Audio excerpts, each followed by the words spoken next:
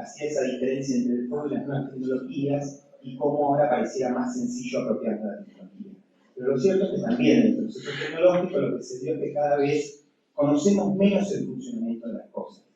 Entonces la idea de apropiación me parece que tiene un sentido tal vez diferente y es la tecnología la que nos alcanza y que se disemina rápidamente, pero no necesariamente podemos apropiarnos de ella, como sí pasaba con el fuego. Yo tenía que saber cómo hacer el fuego para poder usarlo.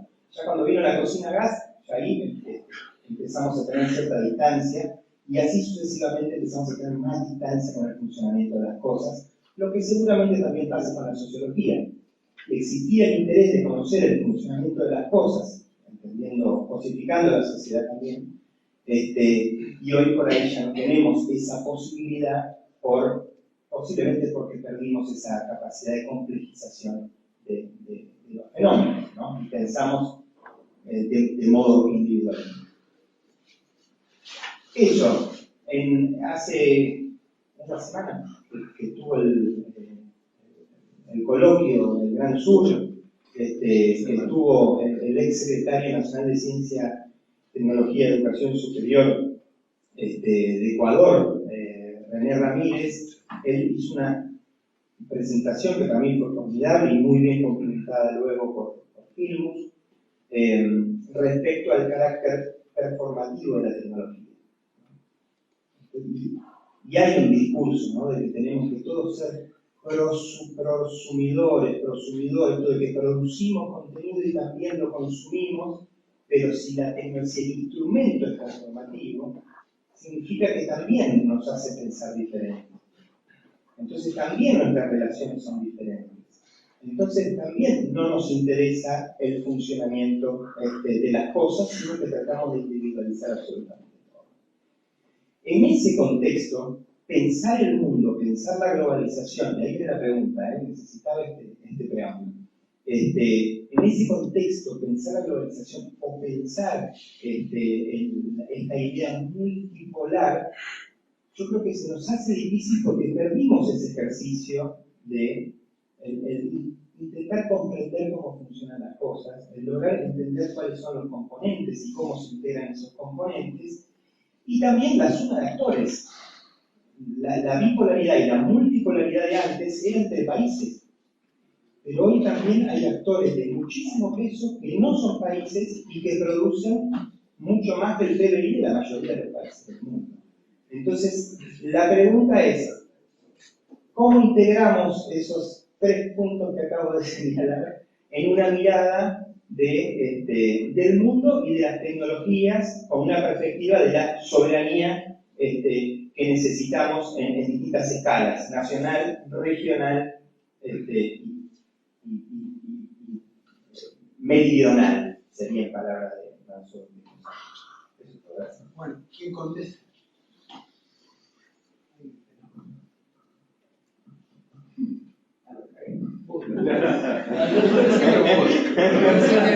Hoy hicimos todas las cuestiones y nos atacamos un bloque, ¿no? Y yo quería hacer un comentario breve, pero para decir esto que no mencioné yo, pero mencionó Gerard, sobre la cuestión de los estados nacionales y la aparición de estas enormes tecnológicas, que son empresas como gigantescas, que tienen el Producto Bruto creo que de 150 de los 193 estados que hay.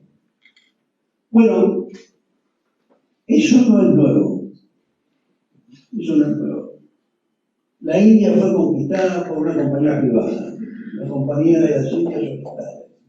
Solo cuando ya se metieron tanto que no había que arreglarla, llegó el Imperio Británico que creó el Raj y ordenó, previa matanza de la Revolución de los Cipayos, a la muchachada de la India, y como cuenta Marx, le cortaron el último falange del meñique a las niñas para que no puedan dar vuelta aislada, y así terminaron con la industria textil que competía con la más moderna. O sea, no es nuevo ese fenómeno, el fenómeno de compañías privadas que rompen el modelo Westfalia y resulta que tienen un poder extraordinario. Creo que ese poder tampoco está tan desligado, como mencionó respecto a las empresas militares y el complejo militar industrial. Internet existe porque existía la ARPANET y porque había que ver una forma que los rusos no te pincharan el teléfono. Eso era el origen, que después de eso, y la decisión de la NASA de terciarizar el desarrollo espacial y dárselo a un señor como este muchacho humilde sudafricano, tampoco es una decisión que él un día se le ocurrió de los diamantes, que ya es una ventaja de los centros.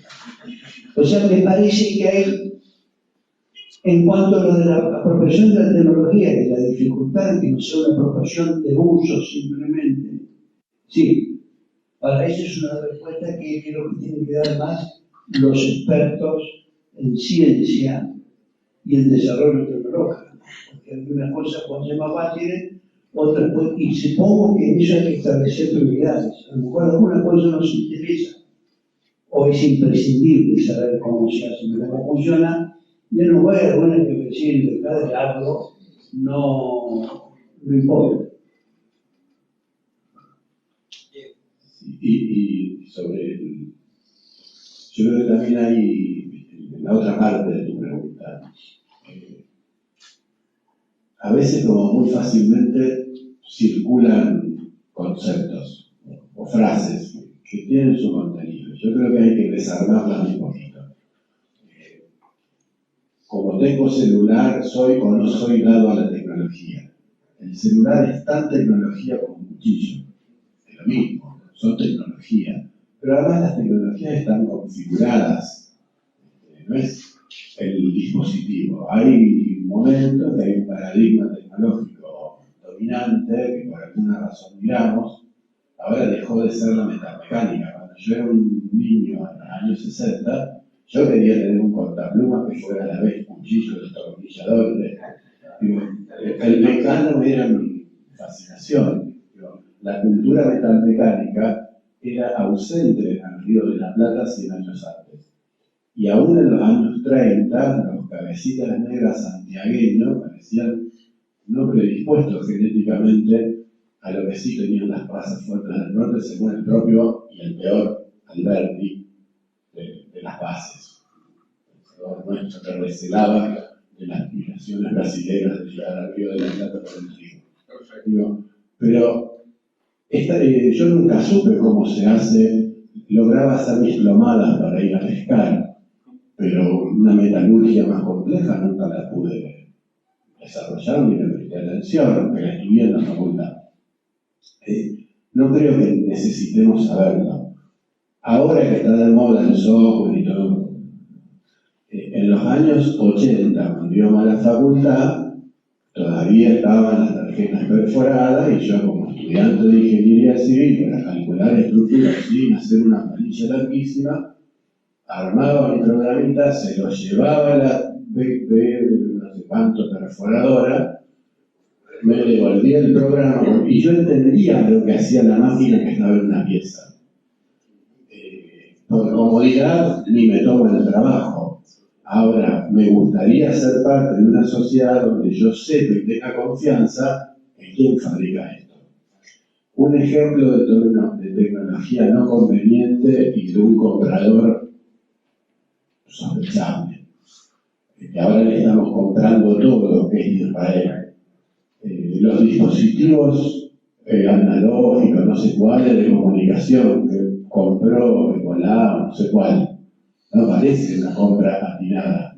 Comprarle una empresa que la maneja el enemigo, que pone una cosa que si no me gusta me explota en la oreja. Y capaz que le explota a mi sobrino que está en casa. Bueno, habría que ver si ese es un proveedor confiable. ¿Verdad? Que para sospechar.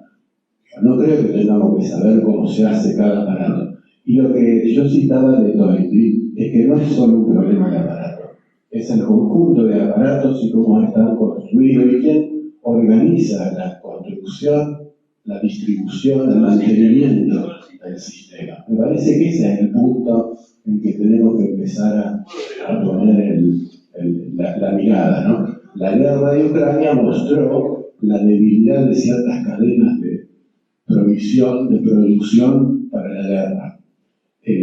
Todo el espionaje que se hace por acá, que a veces nos regalamos, cuando fue el hundimiento del Gaspe en el Río de la Plata, ¿cómo se enteraron las estratagemas del capitán Langsdorff, los ingleses? Porque la compañía de teléfonos era inglesa y una de las secretarias de la compañía inglesa le batió la comunicación de la embajada. Entonces, es más fácil ver a la vieja esa botoneándolo que interpretar el software de acá. Pero yo creo que es lo mismo. Me parece que lo que hay que prestar atención es a eso, como sociedad. Por eso decía, hay que ver cómo lo construimos desde nosotros, en términos soberanos y en términos de sociedades más humanistas. Eso me parece que es un punto. Gabriel preguntando, Gabriel, vamos, por favor, presentarte y vos. Yo no voy a preguntar, voy a contestar. Bueno, eso. No, me parece muy atinado tanto lo que dijeron los dos anteriores, ¿no? Porque estarían y Rossi. A mí me parece que hay que tomar toda esta fiebre, digamos, de la IA y demás, o por lo menos tratar de tomarlo como lo que es, ¿no? Porque nos están vendiendo imaginarios acerca de superinteligencias que se van a fusionar con la biología y vamos a terminar siendo no se sabe qué cosa los propios humanos, que van a salvar su tribu, los muchachos estos de los más super besos y demás, yéndose a Marte y después conquistando el cosmos. Eso es un viejo cuento que viene de la ideología californiana de los, empezó en los 70 siendo una giponeada y siguió desarrollándose hasta ahora con algo que se llama transhumanismo, que comenzó con su introducción. Y yo creo que no hay que comerse la curva de alguna manera, no sé cómo decirlo. Es una ideología, digamos, que es el solucionismo tecnológico llevado al extremo, digamos, ¿no? A mí me parece que acá hay mucho humo. Yo en los últimos años, bueno, hace 40 años que me dedico a la informática, un poco más. En los últimos años, después que me jubilé, básicamente me puse a estudiar, como suele pasar. Y empecé a tratar de entender de qué cuernos es esto de la inteligencia artificial, ¿no? O esto que le llaman inteligencia artificial, que no es inteligencia y sí es artificial. Y finalmente lo que uno concluye es que lo que ha pasado acá es que en el 95 comenzó lo que los yanquis llamaron la revolución de las TICs, que explotó en el 2000 con el .com, que terminó en el 2005, y en el medio se crearon Google, Tesla, bueno, y casi todas las firmas que uno conoce y que te ayudan a vivir. A partir de ahí, a veces se te ayudan a morir también. Y a partir de ese 2005 y sobre todo luego del 2008, lo que pasó es que, bueno, digamos, durante esa revolución los yanquis aprendieron básicamente dos cosas: a buscar eficientemente en Internet y a vender cosas en Internet.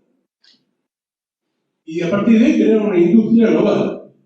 ¿No es cierto? Nosotros creamos la ley de software en el 2005, ¿por qué? Bueno, básicamente porque nos venían bien los dólares, pero fundamentalmente porque había un plan de desarrollo global de una industria de software, a la cual le hicieron falta muchos brazos bien calificados.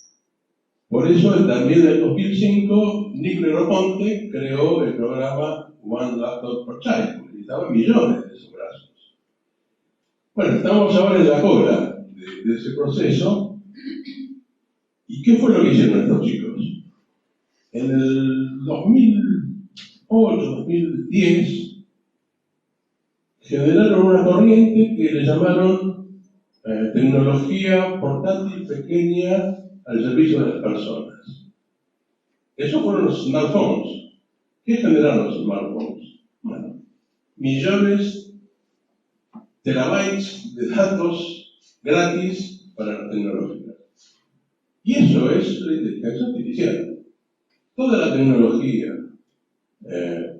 necesaria y toda la ciencia necesaria para hoy tener la inteligencia artificial generativa ya existía desde hace mucho tiempo. Las redes neuronales son de 40. Lo que hay hoy es disponibilidad masiva de datos, capacidad de procesarlos rápidamente, ¿no? Por eso es muy importante lo que decía Dado al comienzo, ¿no? Participar de la construcción o de la cadena de producción de la microelectrónica, de los microchips, para tener esa potencia de cálculo, para poder acceder a la potencia de cálculo. A mí lo que me parece entonces es que toda esta cuestión de la superinteligencia y de las colonias en Marte y la mar en coche, por un lado la creen, ¿no? Por un lado la creen, tenemos un presidente que la cree, que participa de esa ideología, pero fundamentalmente se trata de que no hablemos de lo que estos muchachos necesitan. Que no hablemos de cuidar el medio ambiente, ¿no? Que no hablemos de envenenar comunidades marginalizadas, y bueno, y que no hablemos de lo que realmente deberíamos hablar, que es de la soberanía. Eso es lo que a mí me parece. Así que bueno, eso.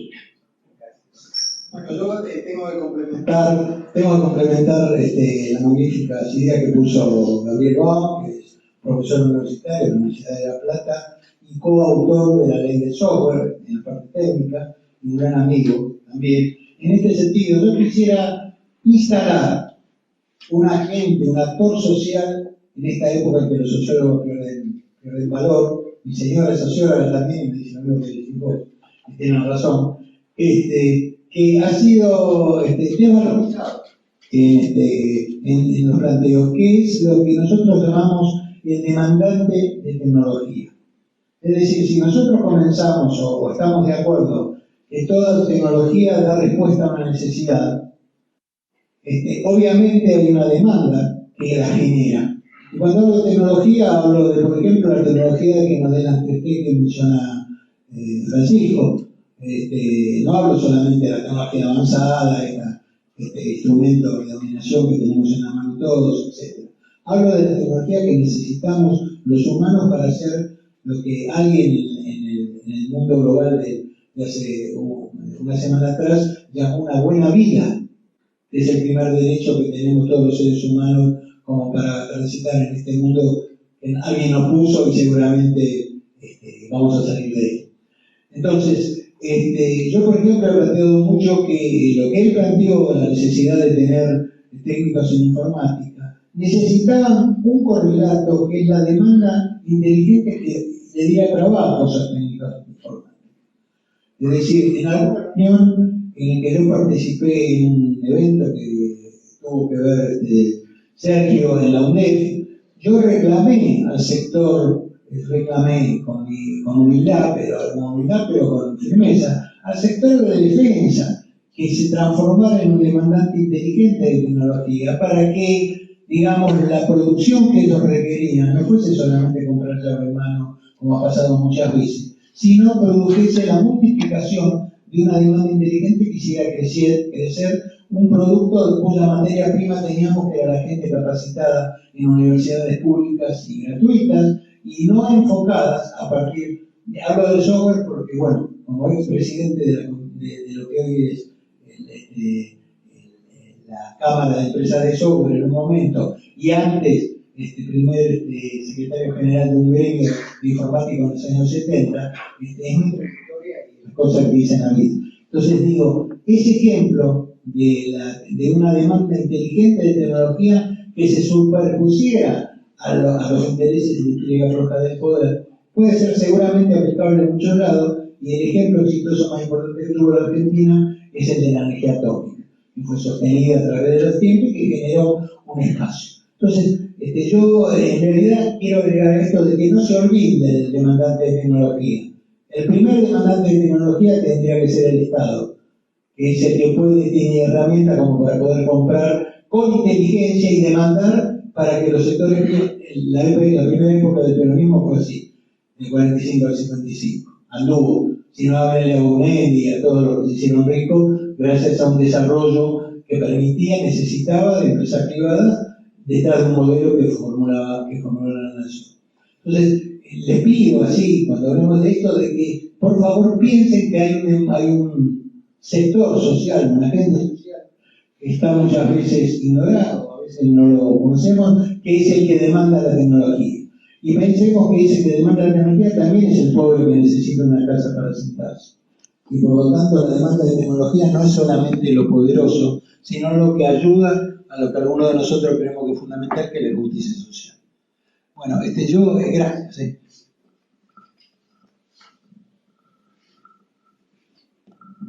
Voy a hablar de acá que lo miro mejor. Bueno, muy bueno la ponencia de usted, por supuesto, ¿no? Y ha provocado una cuestión importante y creo que acá es lo más importante el debate que estamos haciendo, ¿no? Yo pienso en primer lugar, así, Ojea, nosotros tenemos que, y ustedes ya tuvieron experiencia en esto, porque tendremos que avanzar del diagnóstico, porque el diagnóstico que tenemos me parece que es un diagnóstico así bien consistente, ¿no? Bueno, lo tenemos hace mucho tiempo, ¿no? Yo, por ejemplo, y hago cuestión de decir a ustedes, yo era chico en la universidad haciendo ingeniería, por ejemplo, y llegaban a nosotros en una época muy difícil, ministro, algunos apuntamientos de Oscar Barzanix. Y soy de una generación, por ejemplo, que se formó leyendo y discutiendo. Y llegaban por bibliógrafo. Por bibliógrafo, en serio. Por bibliógrafo, no tendría otra forma. Y aún más la dictadura en Brasil, ¿no? Entonces, el tema de la soberanía es muy caro para nós. Mas el problema es que el tema de la soberanía no está en el mindset de las élites, por ejemplo, ¿no? Las élites son, en general, viejo doctor Brizola en Brasil llamaba de entreguista, ¿no? Entreguista, porque, ¿no? ¿Por qué? Porque en primer lugar están sus negocios, ¿no? Someten el país, la nación, el pueblo a sus negocios, a sus intereses, lo más inmediato, lo más mezquino, lo más pequeño del punto de vista de una nación, aunque sea importante para ellos, no se cuestiona esto, ¿no? Entonces, para mí esta cuestión del diagnóstico, así, ustedes tienen ejemplo de energía atómica, ustedes estuvieran años luz adelante de nosotros en el tema, ¿no? Bueno, salieron de un diagnóstico y avanzaron para algo objetivo, de tecnología conveniente, si vos dominás, por supuesto, ¿no? Y no sea sumiso esto, ¿no? Entonces, esta es la primera cuestión, así que... Y en Brasil siempre, en momentos de crisis difíciles, creo que lo mismo de ustedes acá. La solución de las élites tradicionales es siempre la reprimarización, es siempre el extractivismo, es siempre los commodities, es siempre esto que ustedes hablaron, ¿no? Van y bien, no pensé que miran, ahora me parece que miran mejor, mas yo estoy a 40 años del tema, semiconductores, y desde el punto de vista inicial, muchos decían que yo era, pues debo entender, que yo era un fantasciencia, ¿me entendieron? Uno que hacía fantasía de la ciencia, entonces para los otros hacer, para los otros no, nunca va a llegar acá. Nosotros en portugués llamamos de, no sé si voy a conseguir decir en castellano, pero complexo de Mendieta. Mendieta era el perro de Don Rodor, ¿sí? Sí, Mendieta, ¿no? Que va a la basura y come la basura, ¿no? En Brasil es vira-lata, vira la basura. Perro que de hacer un derrumbe a la basura. No sé si me entendí. Pero es complejo así, que vos siempre... usted tiene una misión divina que tiene que ser sumiso la vida entera.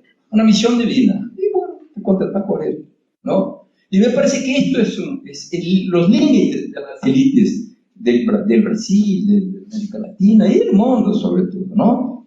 Y los BRICS me parece que es una oportunidad de poner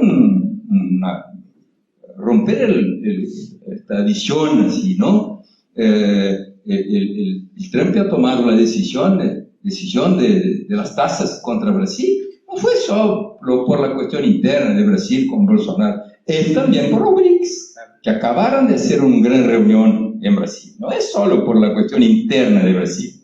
La cuestión interna de Brasil para Trump debe ser muy pequeña, ¿no? No tan grande como se imagina, ¿no? Entonces, para mí es esto así. Y quería decir a ustedes, solo para cerrar, ¿no? Porque más una intervención, ¿no? Nos costó mucho, son 40 años. Ahora tenemos en Brasil, de verdad lo que voy a decirle, que sí, la presentación, tenemos como casi 20 empresas en la área de semiconductores. Es un ecosistema en el país. Y fue construido contra la voluntad de muchos, pero con inversiones de algunos gobiernos que tuvieron la comprensión de que era necesario. Hicieron esfuerzo para poner inversiones en esto. Hoy tenemos como 10 empresas que hacen el design house, que hacen proyectos en Brasil, que proyectan para el mundo de Brasil. Los pibes trabajan en Brasil con un buen salario y proyectan para el mundo. Tenemos como otras 10 empresas que hacen ensambles, que hacen empacotamento, y tenemos 2 que hacen una, particularmente que hace chips, que hace la fabricación, ¿no? Que hace la producción completa. Esto no cayó del cielo, esto no fue algo divino, ¿no?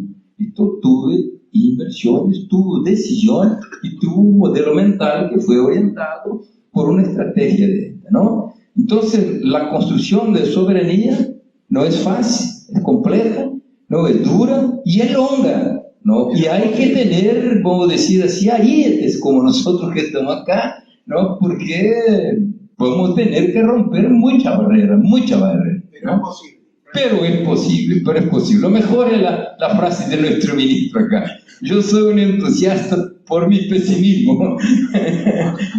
Yo hago lo que embala mi pesimismo, lo que embala mi entusiasmo es el pesimismo. Está buena, llego a acuerdo también, porque hay que tener lucidez, ¿no? Perdón. Nos están esperando con algo para manducar. Parece que algunos de nosotros nos vamos a las 2 de la tarde, creo que nos vamos en el mismo auto, son 1:15. A mí me gustaría pedirle, por favor, 2 minutos de tiempo de ustedes y el del ingeniero Patricio Castro, que yo creo que va a aportar algo que a mi juicio tiene valor. Patricio es un hombre de enorme valor, amigo mío de muchos años y que ha tenido la suerte de recorrer más de 80 países desde el Banco Mundial, de donde fue asesor. Miren ustedes. Así, y está acá. Compañero de colegio y de promoción. No sabía que eras tan viejo. Bueno, no, realmente, como estamos, los sandwichitos son más importantes. La posición más incómoda es la tuya. No, al revés. Yo estaba pensando lo de Jorge hizo una síntesis muy interesante. Yo estaba pensando, mirando desde la geopolítica, de dónde estamos parados, y una de las cosas, yo hice una carrera, tuve varias carreras, uno tiene varias vidas porque la vida te lleva, de pronto hay cosas. En el 79 estaba en una cafetería en Stanford y Donald Knuth, que estaba con su bandeja al lado mío, le decía: estamos creando el departamento de inteligencia artificial, vos tenés que venir aquí. ¿Qué es eso? ¿Qué era? Está bien, yo fui y había una lógica, un plan, había mucho, ahí atrás de lo que él supongo que vio algo. Yo me metí en eso 40 y tantos años después todavía. Ahora estamos con la fantasmagoría, pero estoy de acuerdo en que la inteligencia artificial que nos venden es puro blef. Esto, hemos hablado mucho de eso. Pero yo me metí, fui a la colina, estuve ahí, y después pasó lo que pasó Malvinas, yo estaba exilado allí, pasó Malvinas, pasó que iba a haber elecciones, que volvía a la democracia, y no me quedé y no terminé lo que había empezado a hacer en Stanford, y me vine para trabajar en las internas y tuve el privilegio de estar en el gobierno. Del 83 al 89 estuve metido en muchas cosas, con Sadowski, con el plan y la idea de traer y desarrollar y volver a hacer que el péndulo que había batido obviamente hacia la destrucción de todo, volviera a batir hacia la construcción de tener lo nuestro. Y el péndulo ha seguido batiendo una y otra vez. Y después la vida me llevó por otras cosas y ahí estuve en el Banco Mundial, decía Jorge. También estuve 23 años en el Fondo Monetario, aunque no lo crean. Me van a retirar el saludo después. Pero hay cosas que el Fondo Monetario, el que yo conocí, que es diferente del que hay ahora y que es lo que hace, era la consecuencia de algo que había nacido en ese mundo bipolar de la posguerra, de la Segunda Guerra, que era el multilateralismo en todas las instituciones. Y el multilateralismo, en realidad, para los norteamericanos sobre todo, era la excusa muy conveniente para poner a todo el mundo encarrilado y hacer todo lo posible para que los que estábamos del lado que ellos querían que estuviéramos, que eran los buenos, marcarle bien el territorio a los malos, a China y a Rusia, etc. Entonces, durante mucho tiempo se le dio mucha manija al multilateralismo como la base del mundo del futuro. Ahora que, después de la crisis del 2008, el mundo cayó el muro, pero el multilateralismo seguía teniendo su peso, su necesidad, y entonces lo pusimos a dinamizar la globalización al estilo de lo que quería el gran país del norte. Después de la crisis del 2008, ya empezamos a ver, la verdad que estas instituciones están tomando vida propia y nos molestan. Y hoy nadie le da importancia al multilateralismo, y eso creo que es una oportunidad para nosotros aquí, para hacer el multilateralismo nuestro de los amigos y de trabajar en conjunto.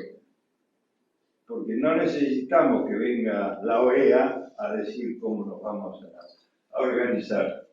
Trabajemos con Brasil, con México, trabajemos en eso, y es una oportunidad de oro que estamos teniendo, y me parece que eso es el rescato que tendríamos que ver, enancados en el concepto de la tecnología conveniente como un camino posible.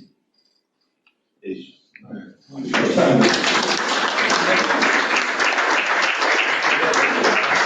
Bueno, muchas gracias. Próximamente